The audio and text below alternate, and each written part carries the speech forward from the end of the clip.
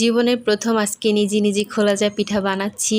ছোটবেলা থেকে এই পিঠা খেয়ে বড় হয়েছি, কিন্তু কখনো নিজে নিজে সাহস করে এটা বানাইনি। আসসালামু আলাইকুম, সবাই কেমন আছেন? তো আজকে আমি আমাদের নোয়াখালীর ঐতিহ্যবাহী খোলা যায় পিঠা বানাচ্ছি। আর এটা আমি আজকে একদম সুন্দর করে শিখে নিয়েছি আমার আপুর থেকে। আমার আপু কিন্তু মাশাআল্লাহ অনেক বেশি সুন্দর করে বানাতে পারে, আমার মেজো আপু খোলাজা পিঠাটা। তো আমি আপুর থেকে ভালো করে এটা শিখে নিয়েছি। আর আমার কাছে খোলাজা পিঠা বানানোর থেকে আমার কাছে মনে হয় যে খোলাটা যে কিভাবে রেডি করে পিঠা বানানোর জন্য সেটাই কঠিন মনে হয়, মানে খোলা বাঁধানো যেটাকে বলে এটা একটু কঠিন মনে হয়। তো আমি আমার আপুকে ভিডিও কল দিয়ে দেখিয়ে তারপরে খোলাটা রেডি করে নিয়েছি। তো আজকে চেষ্টা করলাম প্রথমবারের মতো। তো আলহামদুলিল্লাহ আমার পিঠাগুলো অনেক সুন্দর হয়েছে।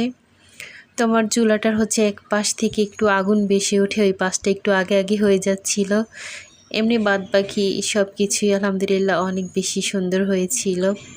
তো যাই হোক, প্রথমবার যেহেতু এত সুন্দর হয়েছে, ইনশাআল্লাহ পরের বার হয়তো আরও বেশি ভালো হবে।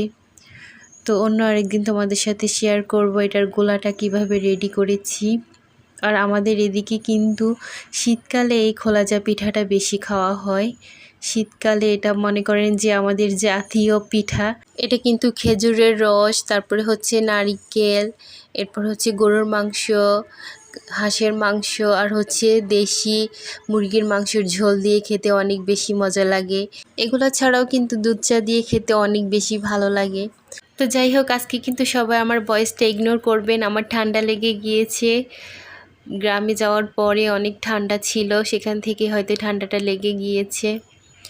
তো একটা মহিলাকে ফেসবুকে দেখি পিঠা নিয়ে বিজনেস করতে গিয়েছে, কিন্তু পিঠার আগাগোড়া কিছুই পারে না। তো আমার মন চাচ্ছিল তখনই এই মহিলার ভিডিওটা দেখার পরে মহিলাকে চুলগুলা ধরে নিয়ে নোয়াখালীর কোনো আন্টি বা চাচি বা নানির কাছে দিয়ে আসি যে ভালো করে শিখে তারপরে বিজনেস করতে আসেন। যাই হোক, তো আমার মনে হচ্ছে এটা খুব বেশি কঠিন কিছু না, কিন্তু খেতে অনেক বেশি মজা। এটা একটা ট্রেডিশনাল ফুড। তো এটা নিয়ে বিজনেস করছে, ভালো কথা, এটা ভালো করে শিখে আসার কথা দরকার ছিল। তো যাই হোক, এরপর আমার পিঠাগুলো আমি গরম গরম বানিয়ে দিচ্ছিলাম, আমার হাজব্যান্ড আর আমার মেয়ে খেয়ে নিচ্ছিল। তো ওনাদের খাওয়া শেষে আমিও খাচ্ছিলাম। দেখো পিঠাগুলোর নিচেও অনেক সুন্দর জালি হয়েছে। প্রথমবারে আলহামদুলিল্লাহ কত সুন্দর হয়েছে। আজকে আমরা কিন্তু দুধ চা দিয়ে খাচ্ছি। আলহামদুলিল্লাহ অনেক অনেক বেশি মজা লেগেছে। তোমাদের কাছে ভিডিও ভালো লাগলে অবশ্যই লাইক, কমেন্ট অ্যান্ড শেয়ার করে দিও। আল্লাহ হাফিজ।